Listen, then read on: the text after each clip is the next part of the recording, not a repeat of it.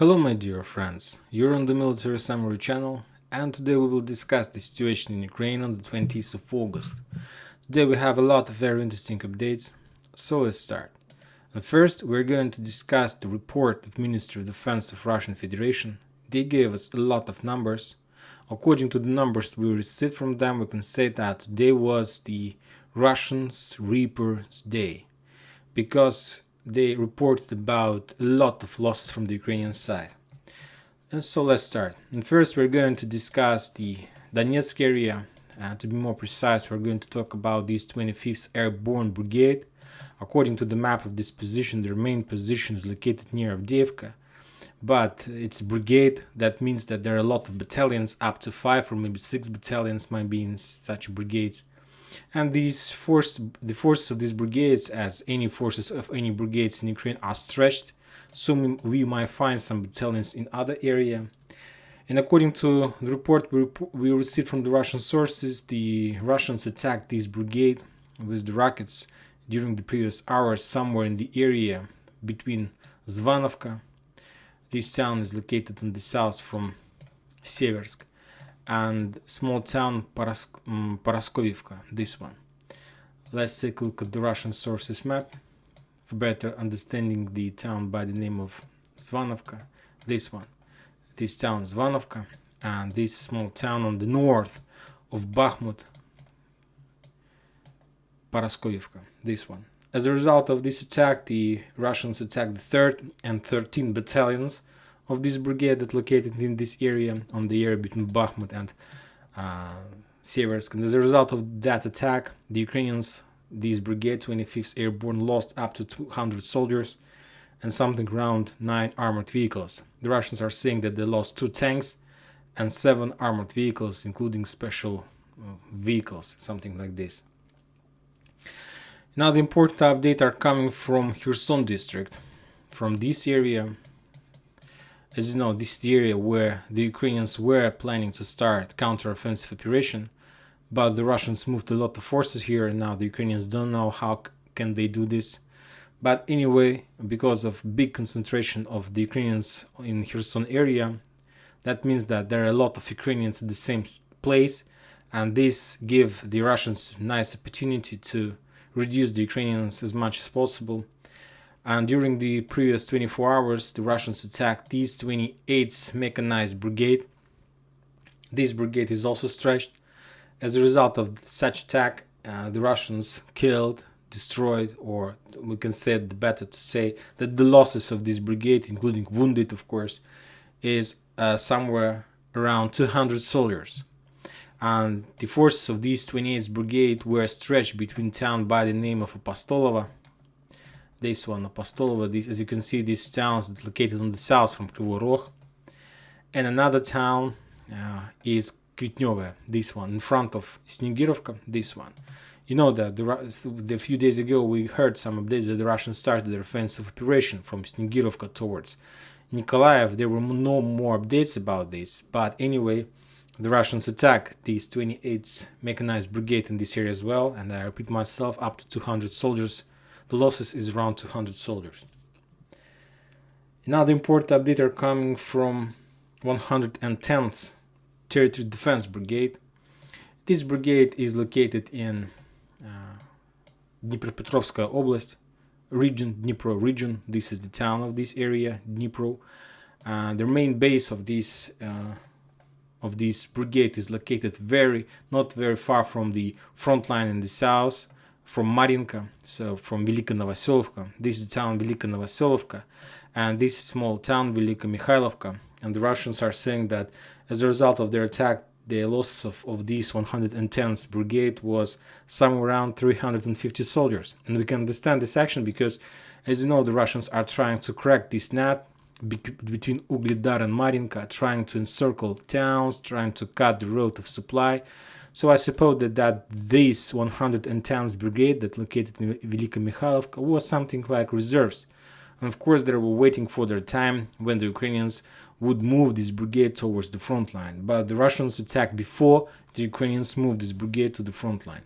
Now I suppose that the Ukrainians on this front line have lack of infantry. So let's see, let's follow what is going to be next. Now let's move to the Kharkiv area. There were a lot of updates from Kharkiv area, from this district. We know that the Russians started their offensive operation in this area, on the area between Udy and Zolochev. According to the Russian sources, the Russians have already established control over Udy and small town on the border of Narobovka. There is very heavy clashes on the area between Narobovka and Udy in this area. The Ukrainians are moving more and more reinforcements, infantry. Some brigades refuse to continue staying there. As you know, yesterday we discussed that they moved their national battalion special forces Kraken to solve the issue with the infantry, and as a result of that movement, the Kraken special forces killed up to 100 soldiers. Of course, it's according to the Russian sources, so it's up to you to believe or not. But anyway, today we got another report from this area, and also we got report about this Kraken special forces.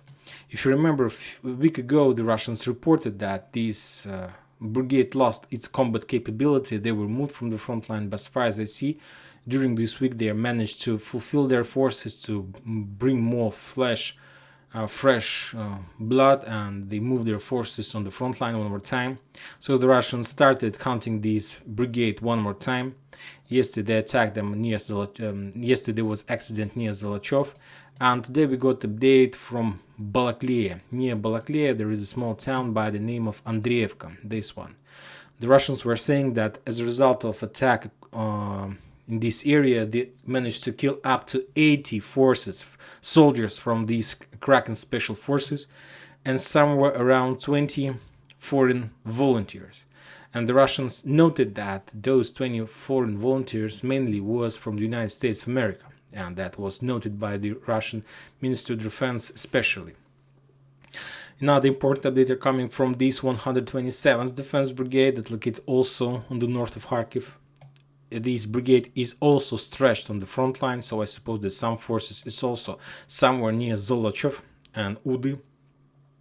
And as a result of attack against this brigade, the Ukrainians lost up to 130 soldiers and somewhere around 8 armored vehicles.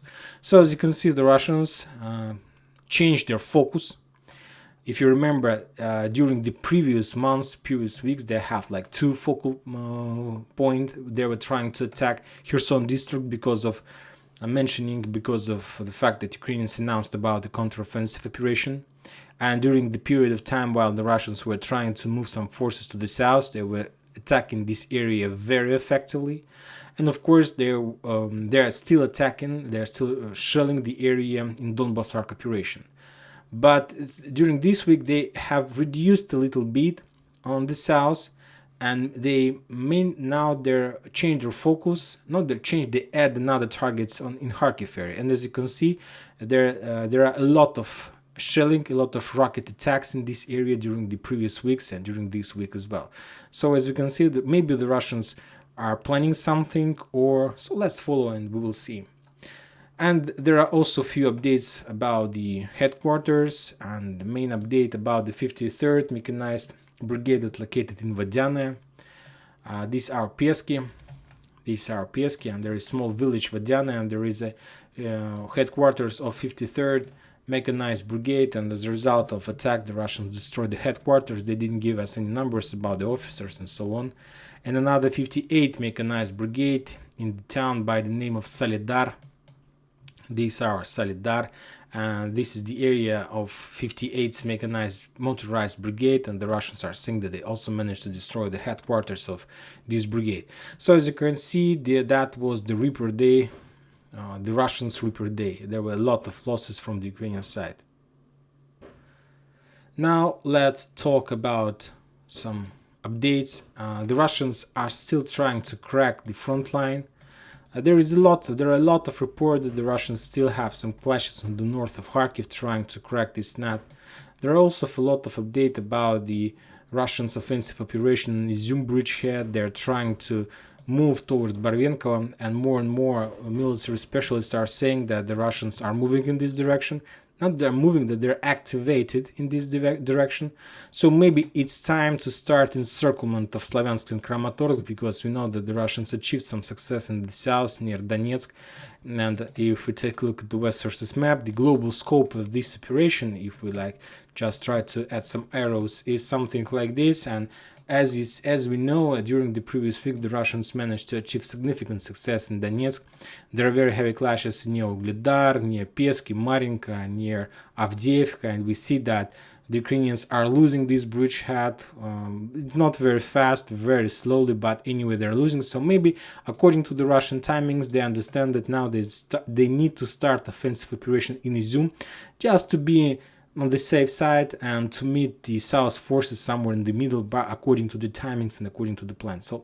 And as you can see, according to the Western map, there is a lot of AK-47 icons saying that the Russians are pushing and they are not fighting in this forest. And I suppose that this is the main the positive thing from the Russian side, because this forest is very tough nut for the Russians.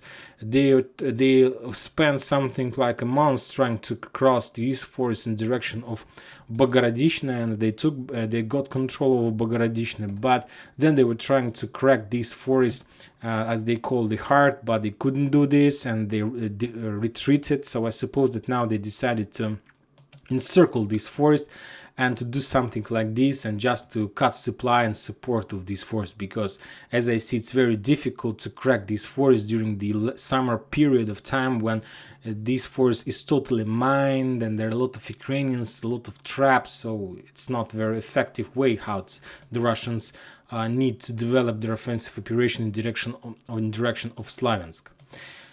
If we are talking about the south of Bakhmut, in this area, there are a lot of clashes, a lot of the Russians are pushing, trying to crack this net.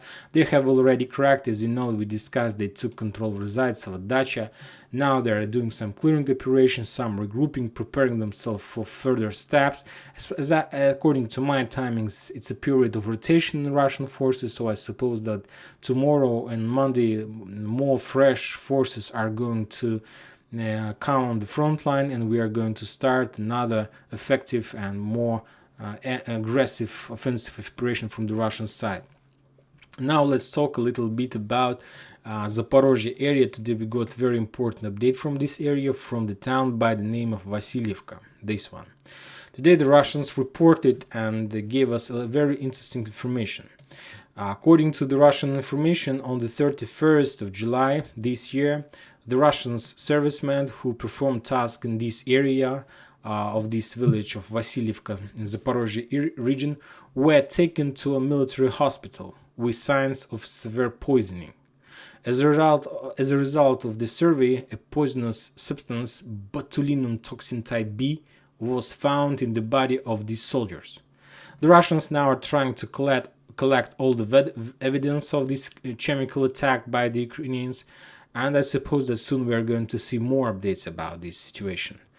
This is about the new type of war, new type of weapon that Ukrainians are using in the south of Ukraine. So let's wait a little bit. Maybe it was some kind of speculation, but we got this information from the report of Ministry of Defense, so I suppose that they have enough of information to give us improvements. And that's it for today. Military Summary channel reminds you that we condemn any violence in Ukraine. Thank you for watching. Subscribe to my channel, put your likes, join my Patreon, and have a good weekend. Thank you. Bye bye.